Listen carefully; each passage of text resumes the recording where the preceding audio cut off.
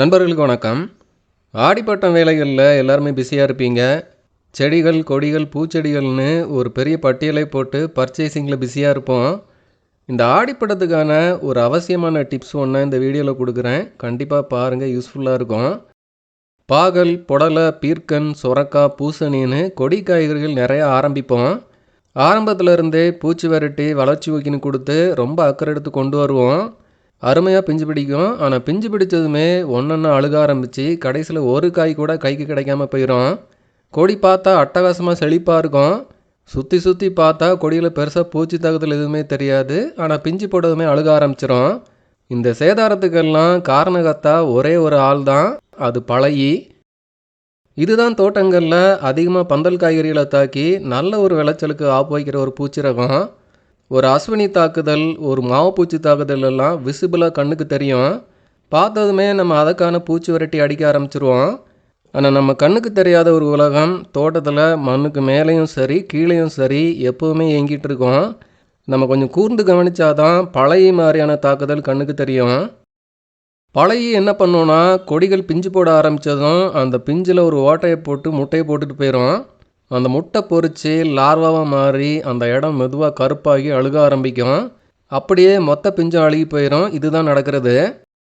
இதில் கொடுமை என்னென்னா, சில சமயம் மொட்டு பூக்கிறதுக்கு முந்தையே மொட்டுக்கு கீழே இருக்க பிஞ்சில் ஓட்டையை போட்டு பூக்கிறதுக்கு முந்தையே அந்த பிஞ்சு காலியாயிரும்.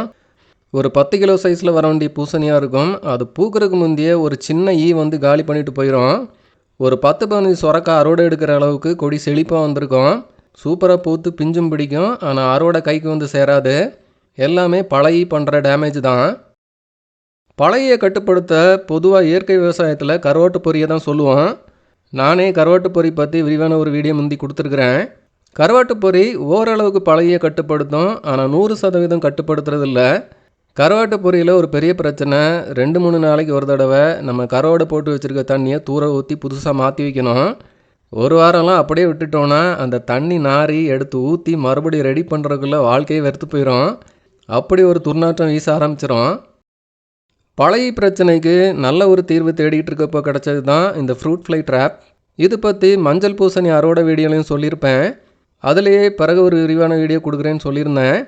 இந்த ஆடிப்பட்ட ஆரம்பத்தில் கொடுத்தா சரியாக இருக்கும்னு இந்த வீடியோவை கொடுக்குறேன். இந்த ஃப்ரூட் ஃப்ளை ட்ராப்பில் ஒரு சின்ன மரத்துண்டு ஒன்று இருக்குது. அதில் பழைய கவர்ந்துருக்கிற ஒரு வாசனை ஸ்ப்ரே பண்ணியிருக்குது. அதை ஒரு கப்பில் கட்டி க்ளோஸ் பண்ணி கொடி பந்தலில் தொங்க விட்டால் போதும், வேலை முடிஞ்சுது.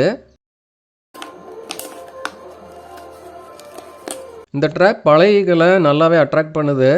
அந்தளவுக்கு அதில் ஒரு சென்ட் இருக்குது. நான் ஃப்ரூட் ஃப்ளை ட்ராப் ரெடி பண்ண ஆரம்பிக்கும் போதே நிறைய பழையகள் வந்து மொக்க ஆரம்பிச்சிட்டது.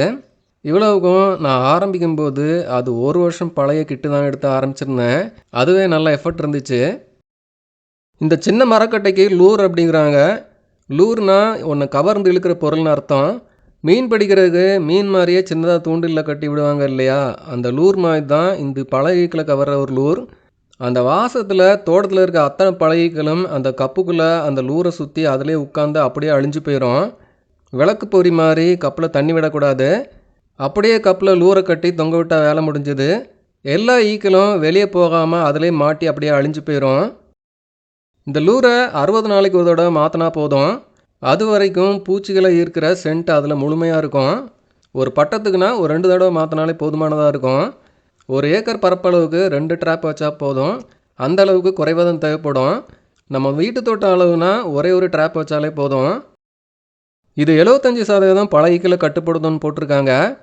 எனக்கு ஒரு விவசாய நண்பர் சொன்னது, இது ஃபீமேல் ஃப்ளையை மட்டும்தான் அட்ராக்ட் பண்ணும், மேல் ஃப்ளை எல்லாமே தோட்டத்துக்குள்ளே தான் சுற்றிட்டு இருக்கோம், அதனால் கொஞ்சம் சேதாரம் இருக்க தான் செய்யும் அப்படின்னு சொன்னார். அதனால தான் அவங்க 75% ஈக்களை கட்டுப்படுத்தும் அப்படின்னு போட்டிருக்காங்கன்னு நினைக்கிறேன். நான் மஞ்சள் பூசணி அறுவடையில் தான் பழைய ஓவராக டேமேஜ் பண்ண பிறகு கொஞ்சம் சுதாரித்து இந்த ஃப்ரூட் ஃப்ளை ட்ராப்பை வச்சு விட்டேன். அப்புறம் எனக்கு 100% ரிசல்ட் இருந்துச்சு. பழைய பிரச்சனை சுத்தமாக இல்லை. பழைய ஈக்களை முழுக்க கட்டுப்படுத்த முடிஞ்சுது. நல்ல ஒரு அறுவடை எடுத்து வீடியோவும் கொடுத்துருந்தேன். இப்போ வீட்டு தோட்டத்தில் இந்த ஆள் உயர சுரையில் ஒரு பிஞ்சுகளை கூட பழையக்கு பலி கொடுக்காம 100% காப்பாற்றிருக்கிறேன். இந்த கொடியில் பிஞ்சுகள் பிடிக்கிறது கம்மி தான். ஆனால் பிடித்த பிஞ்சுகள் எந்த சேதாரமும் இல்லாமல் வந்திருக்கு. காரணம் நான் அமைச்சிருக்க ஃப்ரூட் ஃப்ளை ட்ராப்பு தான். அதனால் இந்த ஃப்ரூட் ஃப்ளை ட்ராப்பால் தோட்டத்தில் நல்ல ஒரு ரிசல்ட் இருக்குன்னு தாராளமாக சொல்லலாம். இந்த கொடியில் நிறைய காய்களை விதைக்குன்னு விட்டுருக்கேன். இப்போ பார்த்தா ஆடிப்பட்டம் சீசன் தொடங்கிட்டுன்னு மறுபடி பிஞ்சு போட ஆரம்பிச்சிருக்கு. பழைய டேமேஜ் பண்ணிருமோங்கிற கவலை சுத்தமாக இல்லை.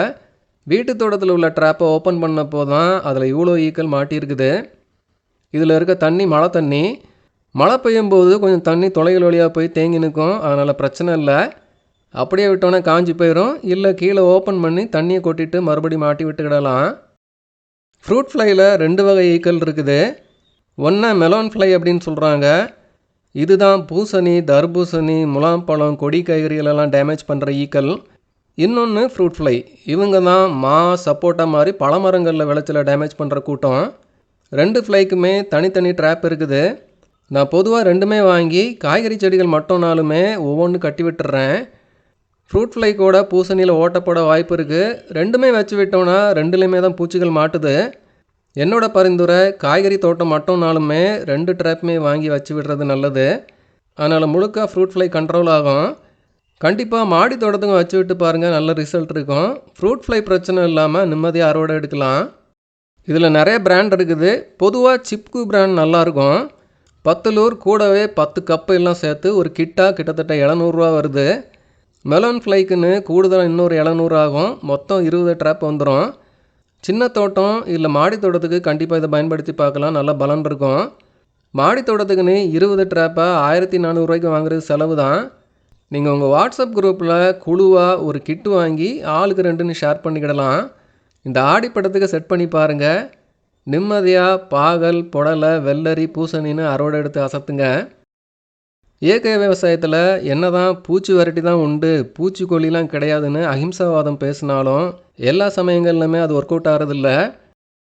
எனக்கு ஆலோவேரா சோரை விதை கொடுத்த நண்பர், அவருக்கு போன சீசனில் 10 பிஞ்சுகள் போட்டுச்சு. கடைசியில் 1 தான் கையில் கிடச்சிது.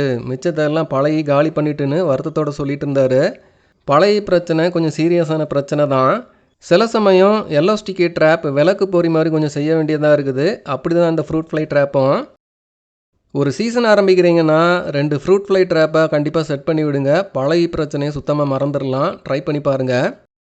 ஆடிப்பட்டத்தை ஆரம்பிக்கும்போது ஒரு டிப்ஸ் வீடியோவோட ஆரம்பிச்சிருக்கேன். இனி தான் ஆடிப்பட்டம் வேலைகள் எல்லாமே ஆரம்பிக்கணும். அக்ரீன் டெஸ்ட் கண்காட்சி முடிஞ்சு ஆடிப்பட்டத்தை வேகப்படுத்த வேண்டியதான்.